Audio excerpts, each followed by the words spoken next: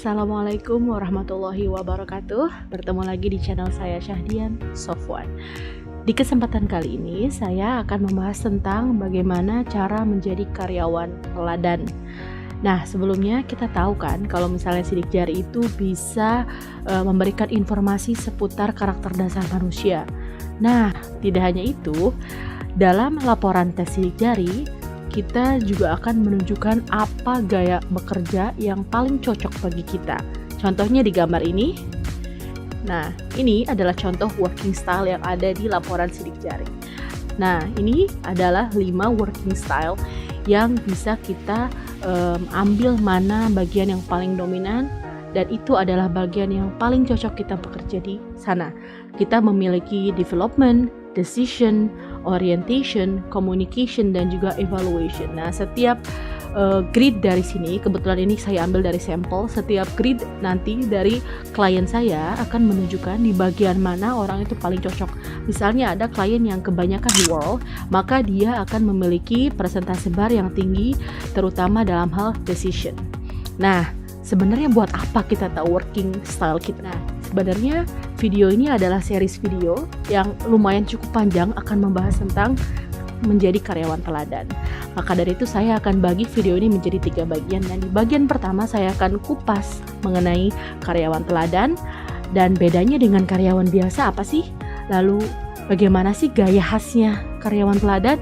Lalu keempat, karyawan teladan itu buat teman-teman karyawan lain yang julid itu kayak apa kelihatannya. Dan terakhir tentu kita akan membahas tentang apa sih enaknya kerja bareng karyawan teladan. Nah, penasaran bagaimana videonya? Jangan lupa subscribe channel saya di kanan bawah ini, like, comment. Nah, di segmen pertama kita akan bahas tentang apa sih karyawan teladan. Karyawan teladan atau karyawan andalan adalah seseorang yang biasanya jabatannya di atas kita, bisa jadi atasan kita juga. Nah, mereka itu adalah orang-orang yang menonjol, yang paling sering dicari, dipercaya melakukan sesuatu yang sulit, dan dia lebih dekat dengan orang-orang penting dalam pekerjaannya. Apa sih untungnya menjadi seorang karyawan andalan? Tentu sebagai posisi di mana kita dipentingkan di perusahaan, kita akan dianggap sebagai tangan kanannya si bos, kan? Lalu apa enaknya? Mungkin kita tahu bahwa dalam masa pandemi ini terutama ada banyak perusahaan yang terpaksa harus mem-PHK-kan karyawannya. Nah, karyawan andalan akan menjadi karyawan terakhir yang akan di-PHK. Apa sih bedanya antara karyawan teladan dan karyawan biasa? Sama halnya seperti siswa, ada siswa teladan dan siswa biasa. Kita bisa tahu mungkin dari sisi kecerdasannya, dari sisi kerajinannya, dan juga dari sisi usahanya yang lebih daripada siswa lain. Nah, sama karyawan teladan pun begitu. Mereka memiliki personal accountability yang kuat. Artinya, akuntabilitas pribadi yang sangat kuat dibandingkan dengan karyawan biasa yang hanya memiliki personal responsibility. Apa sih kedua hal itu? Personal accountability adalah nilai yang diterapkan oleh seseorang yang tidak hanya mengandalkan tentang tanggung jawab atas pekerjaannya, yang tidak hanya sekedar mencoret daftar tugas dari list pekerjaan kita, tetapi dia seolah-olah memiliki ownership terhadap pekerjaannya, meskipun dia bukan owner. Dan gimana sih tampilannya orang yang menjadi karyawan andalan atau karyawan teladan? Biasanya dia sangat energetik, sangat berenergi, ya. Dia juga selalu berusaha untuk melibatkan dirinya dalam setiap proses pekerjaan yang sesuai dengan job desk-nya tentu. Lalu dia juga bersedia untuk senantiasa diberi masukan, di-empower oleh atasannya. Nah, sekarang kita belajar gimana sih cara kerja karyawan andalan itu. Kita tahu kalau seseorang sudah menjadi karyawan andalan, dia akan mendapatkan kontrol yang minim dari atasan untuk menyelesaikan tugas. Dan dia sudah dipercaya oleh bos karena dia bisa diandalkan. Lalu atasan bisa melihat ia mencurahkan waktu dan energi kepada pekerjaannya, devoted kepada pekerjaannya.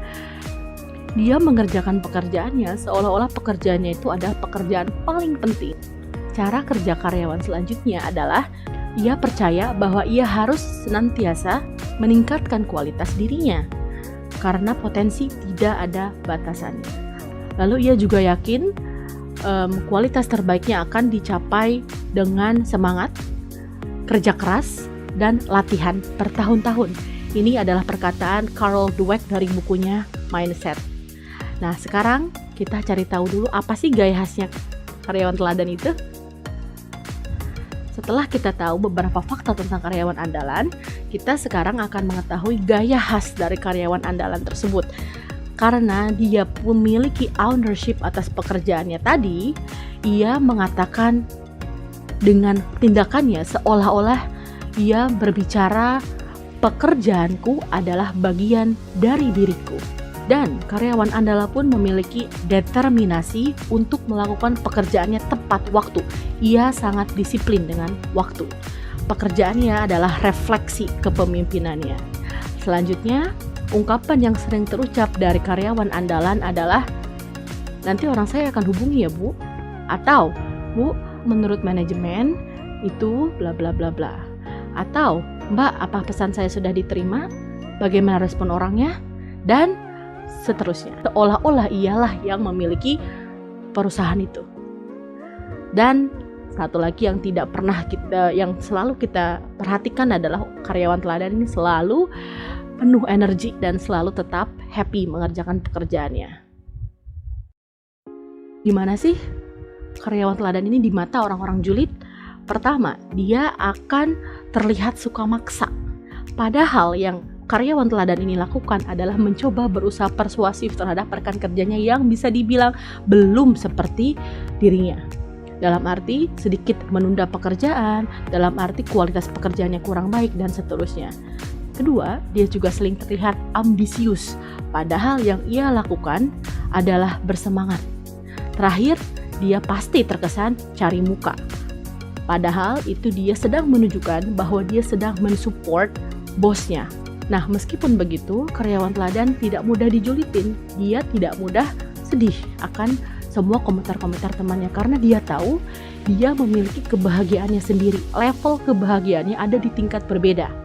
Ia memiliki locus of internal control. Jadi dia memiliki area di mana itu akan kita bahas di part ketiga sebetulnya, di mana dia memiliki personal missionnya sendiri yang akan ia capai.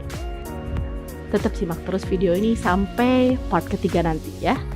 Nah, ia pun memiliki kemampuan komunikasi yang biasanya membuat kita karyawan biasa ini terbawa dengan apa yang ia katakan. Dan pasti bagi orang-orang julid itu akan terkesan menyebalkan. Bener gak? Apakah kita termasuk karyawan yang julid atau kita malah menjadi seorang karyawan teladan? Nah, memang kenapa kita harus menjadi karyawan teladan? Karena dengan menjadi karyawan teladan, kita bisa membuat teman-teman kita di pekerjaan merasa enak. Apa sih memang enaknya bekerja dengan karyawan teladan? Pertama, bekerja dengan karyawan teladan, semua pekerjaan akan tuntas amanah dan tepat waktu. Ya. Kedua, mereka tidak suka menyalahkan orang lain. Mereka tidak fokus pada masalah, tetapi mereka fokus pada solusi untuk menghindari blaming, excuse, dan judgment. Ketiga, dia juga bersedia untuk membantu teman kerjanya dalam banyak hal. Keempat, seperti halnya kebaikan itu menular, antusiasme juga menular. Orangnya tidak mesti harus ceria yang ketawa terus tiap hari, tidak, tetapi semangatnya akan mudah terasa. Kelima, nah ini makanya baik-baik jangan jadi teman yang julid. Jadi jika karyawan teladan melihat kita memiliki kualitas yang baik, standar kualitas yang baik, maka dia akan sangat senang untuk mendukung kerjaanmu. Jadi kamu ada dalam tim dia, dan bersama dengan tim orang seperti itu akan membuat kamu juga memiliki banyak pengalaman baik tentunya, pengalaman positif untuk menjadikan diri kamu yang terbaik ke depannya. Lalu karyawan teladan pun adalah dia yang memiliki kontribusi yang lebih.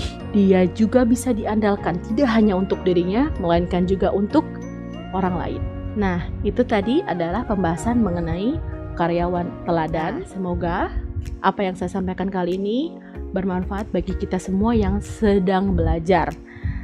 Tidak menutup kemungkinan kita semua adalah sebetulnya calon karyawan teladan. Yang kita hanya harus lakukan menikmati pekerjaan kita. Jika memang pekerjaan kita terasa bukan passion kita, tidak terlambat untuk mengetahui itu, bisa melalui sidik jari, tes dengan saya, ataupun bisa juga dengan refleksi diri, ya. Dan atau mencoba, sebetulnya siapa tahu pekerjaan kalian memang pekerjaan yang cocok, hanya saja kitanya yang malas. Makanya diperlukan introspeksi diri agar kita menjadi pribadi yang lebih baik ke depannya. Terima kasih. Wassalamualaikum warahmatullahi wabarakatuh.